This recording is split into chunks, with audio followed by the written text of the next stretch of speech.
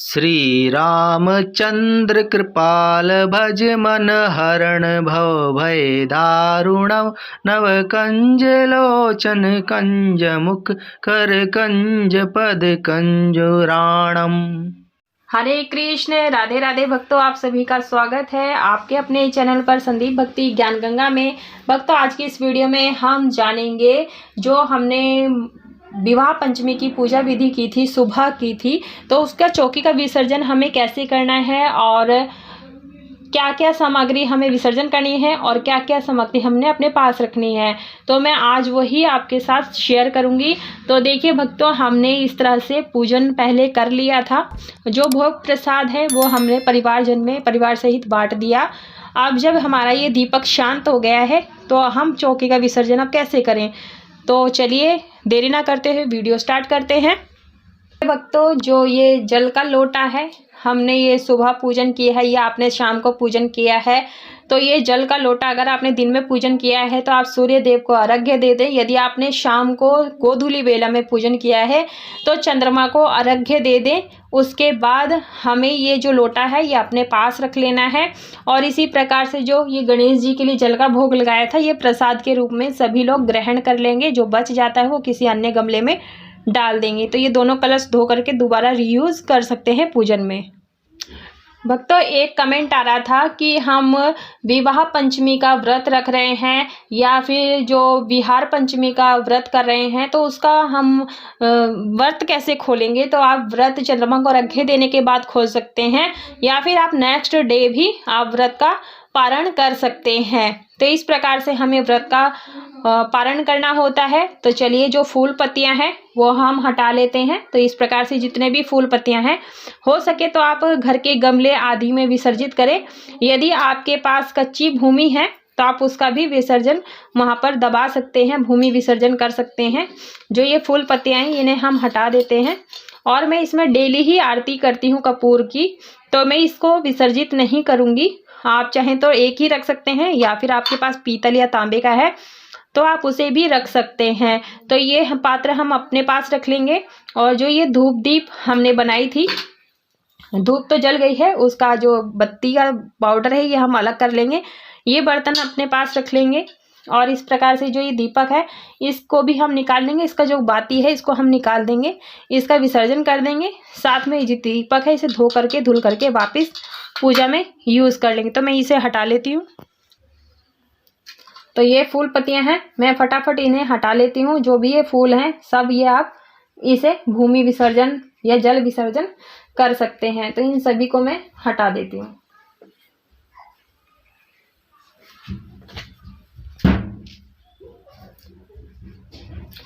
तो देखिए, मैंने भक्तों ये हटा दिया है और ये जितने भी फूल हैं ये सब आपने हटाने हैं, रखना कुछ भी नहीं है। आप जल विसर्जन भूमि विसर्जन कर सकते हैं। तो ये मैंने हटा लिया। उसके बाद भक्तों, जो ये गणेश जी के साथ कलावा है, कलावे को आप किसी को भी पहनने के लिए दे सकते हैं या फिर आप भूमि विसर्जन कर दें और गणेश जी की मूर्ति को अच्छी प्रकार से धुल करके आप वापस मंदिर में स्थापित कर लें अपने मंदिर में। तो इस प्रकार से हम गणेश जी की मूर्ति को भी अपने पास सुरक्षित रख लेंगे पूजा स्थल पर। उसके बाद जो ये हमारे पास जनेऊ है, हमने भगवान जी को जनेऊ चढ़ाए थे। ये तीनों जनेऊ अगर आपके घर में कोई पुरुष पहनता हो तो आप उसको दे सकते हैं पहनने के लिए, नहीं तो आप किसी मंदिर आदि में भी दान कर सकते हैं, पंडित को भी दे सकते हैं पहनने के लिए। तो ये हम अलग रख लेंगे, ये हमें दान करना है। भक्तों, ये जो माता की हमने सुहाग सामग्री चढ़ाई थी, माता जी की चुनरी चढ़ाई थी, आप चाहें तो ये खुद भी यूज कर सकते हैं या फिर किसी सुहागिन महिला को आप दान कर सकते हैं। और इस प्रकार से जो ये बंधन सिंदूर हमने माता को अर्पित किया था, तो आप बंधन सिंदूर को माता का आशीर्वाद समझ करके अपने पास रख लें, आप इसे अपने पास लगाएं। बाकी चीजें आप दान कर सकते हैं। तो ये सुहाग की सामग्री हमें दान करनी है, सिंदूर अपने पास रख लेना है।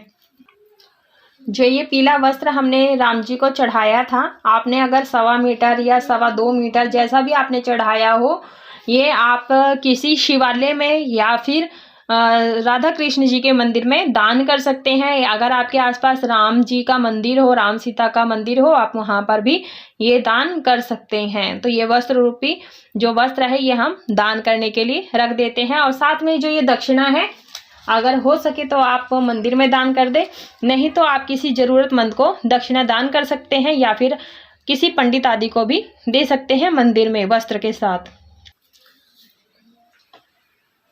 भक्तों ये हमने कलावा लिया है, ये कलावा आप घर में किसी को भी हाथ में पहनने के लिए दे दें।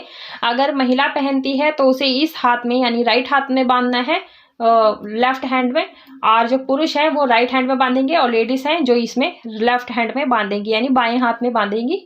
तो ये आप अपने घर में बच्चों को भी दे सकते हैं पहनने के लिए वस्त्र रूपी कलावा, क्योंकि ये रक्षा सूत्र होता है, आप ये पहनने के लिए दे सकते हैं। तो ये हम रख लेंगे आशीर्वाद रूप में। चलो, उसके बाद जो ये हमने राम दरबार की फोटो रखी है, मूर्ति प्रतिमा रखी है, तस्वीर रखी है, तो आप इसे अच्छी प्रकार से गंगा जल का छींटा लगा करके अच्छे से पोंछ दें और इसे आप अपने मंदिर में स्थापित कर सकते हैं या फिर अपने घर में लाल कपड़े में बांध करके आप रख दें। जब फिर नेक्स्ट कोई पूजा आएगी, रामनवमी हो गई या फिर वर्षगांठ आ गई रामचंद्र जी का, तो तब आप इस फोटो का रीयूज कर सकते हैं। तो इस प्रकार से मैं ये फोटो या तस्वीर अपने पास रख लूंगी। अगर आपके पास मूर्ति है तो वो भी आप रख सकते हैं अपने पास सुरक्षित। अगर मिट्टी की है तो आप उनका विसर्जन कर सकते हैं।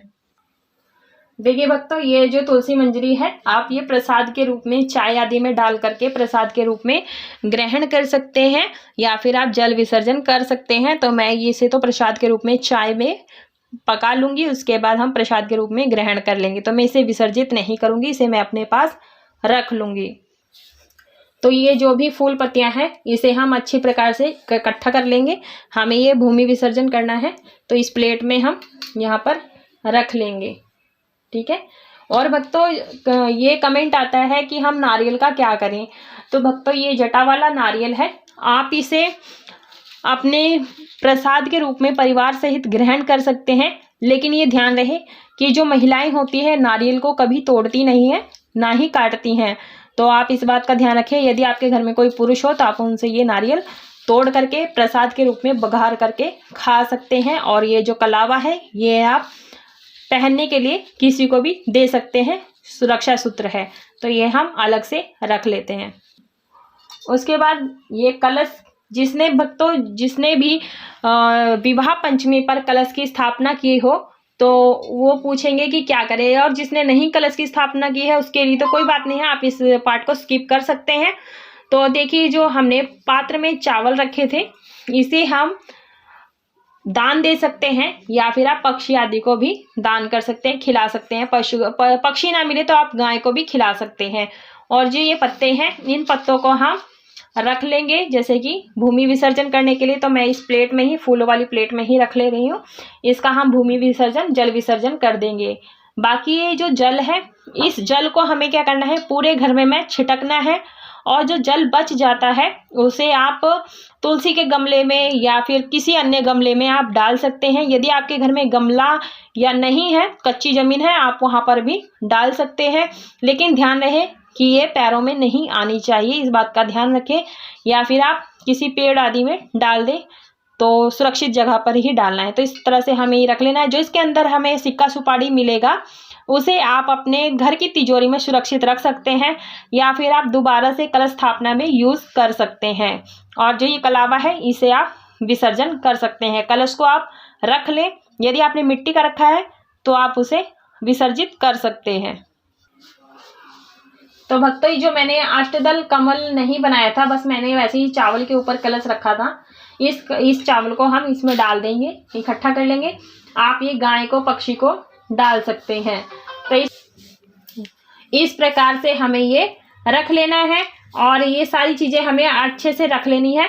और ये हमें गाय को डालना है या फिर आपके छत पे पक्षी आदि आते हो आप उसे दे सकते हैं खाने के लिए। बाकी जो ये पीला वस्त्र है आप इसे धुल करके आप दोबारा यूज़ कर सकते हैं। यदि आपने नया आसन बिछाया हो तो आप उसे मंदिर में दान कर सकते हैं। इस प्रकार से हमें चौकी का विसर्जन करना होता है भक्तों। और चौकी जो लकड़ी की आपकी पाटा है, इसे आप दोबारा से जल का छींटा लगा करके रीयूज कर सकते हैं। तो भक्तों, इसी प्रकार से हमें जो रामचंद्र जी का विवाह पंचमी है, इस प्रकार से चौकी हटाई जाती है, विसर्जन किया जाता है। यदि विसर्जन की विधि आपको पसंद आई हो, जानकारी पसंद आई हो, तो आप वीडियो को ज़्यादा से ज़्यादा लाइक कीजिएगा और शेयर कीजिएगा। चैनल पर नए हैं तो चैनल को सब्सक्राइब जरूर से कर लीजिएगा। साथ में बेल आइकन की घंटी को भी प्रेस कर लीजिएगा, ताकि आने वाली वीडियोस की नोटिफिकेशन आप सभी को सबसे पहले मिल सके। आज के लिए बस इतना ही, मिलती हूँ नेक्स्ट वीडियो में। आप सभी को राधे राधे।